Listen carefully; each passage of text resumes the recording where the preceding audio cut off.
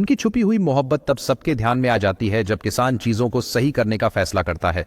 Film की शुरुआत CO और बियांका के एक दूसरे की कंपनी का आनंद लेने से होती है। जैसे जैसे देर होती है, बियांका की बहन मारिया सुझाव देती है कि वे घर जाएं। सीओ बियांका को अलविदा कहता है, यह वादा करते हुए कि वह उसे बाद में मिलेगा। घर पर वापस सीओ की पत्नी लूसिया उनके बेटे को सिगार के साथ पाती है और नाराज हो जाती है, लेकिन सीओ की मां इस बात को हल्के में लेती है। मारिया लड़के को कुछ फल देती है जबकि वे सीओ का इंतजार कर रहे होते हैं। वापस जाते समय सीओ लिंडा से मिलता है, जो कि उसकी रखैलों में से एक है और जो नजरअंदाजी किए जाने पर गुस्से में है।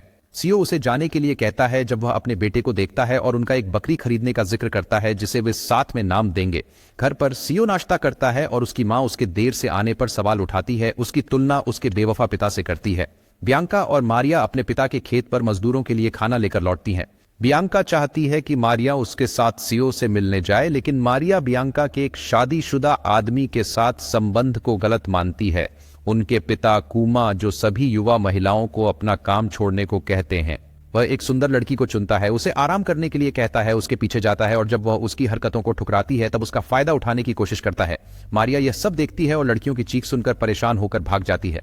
बाद में सीओ एक बार में जाता है जहां लुइगी एक किसान के साथ बुरा व्यवहार कर रहा है। सीओ किसानों को अपने अधिकारों के लिए खड़े होने की सलाह देता है और उनकी फसल को उचित दाम पर खरीदने की पेशकश करता है। वे सब जश्न मनाते हैं और सीओ सबके लिए ड्रिंक्स खरीदता है। बाद में लुइगी कूमा से शिकायत करता है, यह दावा करते हुए कि चियो उसके व्यवसाय को नुकसान पहुंचा रहा है और माफी मांगने की मांग करता है। कूमा से हस्तक्षेप करने के लिए कहता है। अगली सुबह चियो घर लौटता है और नाश्ते के दौरान स्थानीय किसानों के शोषण पर चर्चा करता है। उसकी पत्नी पिछली रात उसकी अनुपस्थिति के बारे में सवाल करती है, लेकिन चियो जवाब देने से बचता है, जिससे उसकी पत्नी गुस्से में उसे एक प्रेमिका के साथ होने का आरोप लगाती है। चियो उसे अनसुना करते हुए म्यूजिक प्लेयर उठाता है और बियांका से मिलने चला जाता है। वे संगीत साझा करते हैं और अंतरंग हो जाते हैं, जहां बियांका अपनी गहरी भावनाएं व्यक्त करती है। चियो वादा करता है कि वे जल्द ही जाएंगे और एक नया जीवन शुरू करेंगे। बाद में चियो और उसका दोस्त विंचेंजो चर्च के बाहर बात कर रहे होते हैं जब बियांका का भाई चियो की ओर गुस्से में देखता हुआ गुजरता है। विंसेंजो चेतावनी देता है कि बियांका के पिता को उनके रिश्ते के बारे में पता चल सकता है, जिसकी वजह से उसके लिए मुश्किलें हो सकती हैं। उस रात सीओ को पता चलता है कि कूमा उससे मिलना चाहता है और वह कुछ किसानों के साथ कूमा के घर जाता है, हालांकि वह अकेले अंदर जाता है। कूमा बियांका से शराब परोसने के लिए कहता है और सीओ से उसकी बेटी के साथ उसके संबंधों के बारे में सवाल करता है। इसके बाद सीओ बियांका के घर जाता है। सीओ किसी भी संबंध से इनकार करते हैं, जिसके बाद कूमा उनके परिवार के बारे में पूछते हैं, जो सीओ को असामान्य लगता है। कूमा याद करते हैं कि उन्होंने सीओ के दादा को जाना था, जिन्होंने अपने परिवार को एक जवान प्रेमिका के लिए छोड़ दिया था, जिससे सीओ की दादी 3 बच्चों के साथ अकेली रह गई। बातचीत लुइगी की ओर मुड़ती है, जिसमें चियो गरीबों के शोषण के प्रति अपनी नापसंदगी व्यक्त करता है, जिसे लुइगी नकारता है। बाद में सीओ छत पर चढ़कर एक खिड़की के जरिए बियांका के कमरे में दाखिल होता है। वे खलिहान में जाते हैं और रात साथ बिताते हैं, जिससे उनका संबंध गहरा हो जाता है। अगले दिन मारिया और बियांका अपने पिता और भाई के लिए नाश्ता बनाते हैं। बियांका अब भी खुश होकर चमकती हुई मारिया के साथ अपनी उत्सुकता साझा करती है और सीओ के साथ अपनी रात के बारे में बताती है। जब मारिया पूछती है कि सीओ कहाँ है, तो बियांका कहती है कि उसे जाना पड़ा, वह सुबह खलिहान में था।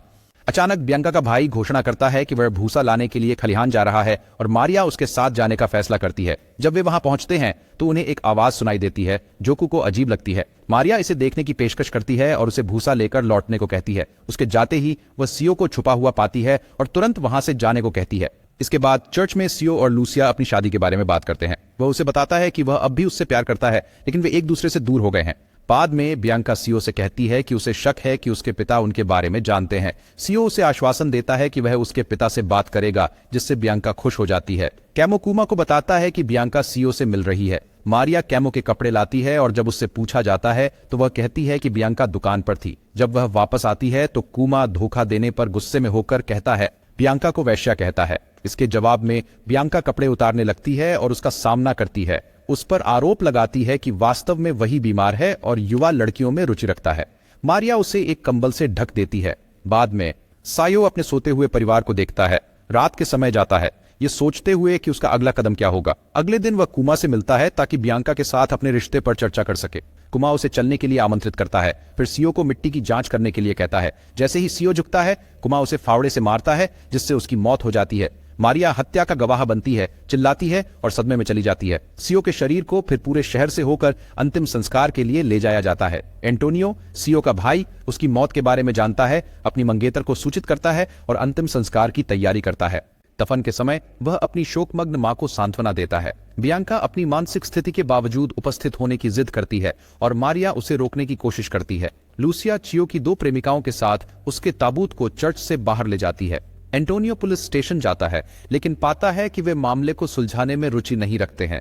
वेंसो से मिलने पर एंटोनियो को पता चलता है कि चियो कई प्रेमिकाओं के साथ एक प्लेबॉय था, हालांकि बियांका उसके लिए खास थी। वापस घर लौटकर एंटोनियो अपने परिवार को अशांति में पाता है। उसकी बहन उनके पिता को दोष देती है जबकि उनके पिता चियो को उसके कार्यों के लिए दोष देते हैं। एंटोनियो अपने पिता से कहता है कि वह उसी रात घर लौटने की योजना बना रहा है, हालांकि वह नहीं जा रहा है। हालांकि बाद में वह कुमा के घर जाता है। कुमा बियांका को एक कमरे में बंद कर देता है और एंटोनियो का सामना करता है। एंटोनियो उनसे कहता है कि उसे कुमा से बात करनी है। उसे बताया जाता है कि कुमा सो रहा है और उनके परिवार का कोई भी व्यक्ति मिलने की इजाजत नहीं है। एंटोनियो जवाब देता है कि पूरा शहर पहले ही सच जानता है। अचानक कुमा आता है और एंटोनियो को चेतावनी देता है कि अगर उसके पिता अपने दोनों बेटों को नहीं खोना चाहते तो उसे वहीं छोड़कर जाना चाहिए। एंटोनियो अपने परिवार को अलविदा कहता है और बस में चढ़ जाता है। अगले दिन कुमा अपने अस्तबल में अपने घोड़ों की देखभाल कर रहा होता है जब एंटोनियो आता है और दोनों कुमा और कुओं को मार देता है। पुलिस लूसिया के घर पर उसके पिता से हत्याओं के बारे में पूछताछ करने आती है, लेकिन उसके पिता उसे अंदर ले जाते हैं और कोई सवालों के जवाब देने से इनकार कर देते हैं। उनके पिता की मृत्यु के बाद मारिया और बियांका दोनों को शहर में रहने में कठिनाई होती है। उन्हें सभी ने तिरस्कृत किया और वे बहिष्कृत हो गईं। जब हालात और बिगड़ते हैं तो बियांका लुइगी से मदद मांगती है। उन्हें अपने खेत के लिए मजदूरों की आवश्यकता है, लेकिन शहर में कोई भी उनके लिए काम करने को तैयार नहीं है। लुइगी मदद करने के लिए तैयार हो जाता है, लेकिन बदले में कुछ मांग करता है।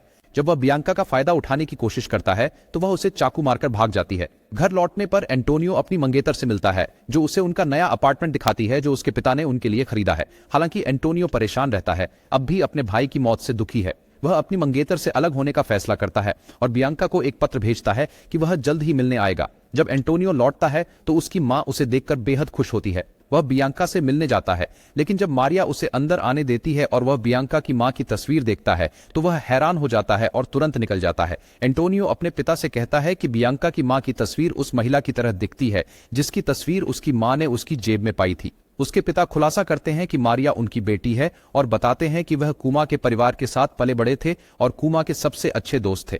बियांका के जन्म के बाद कुमा बेटी होने से निराश होकर शराब पीने लगा और अपनी पत्नी को परेशान करने लगा। एंटोनियो के परिवार ने कुमा की पत्नी को अपने घर में आश्रय दिया और फिर उनके बीच एक रिश्ता विकसित हुआ।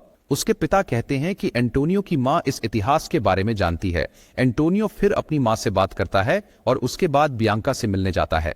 उसे देखकर बियांका चौंक जाती है क्योंकि वह चियो का जुड़वां भाई है। एंटोनियो तुरंत बियांका को प्रपोज करता है।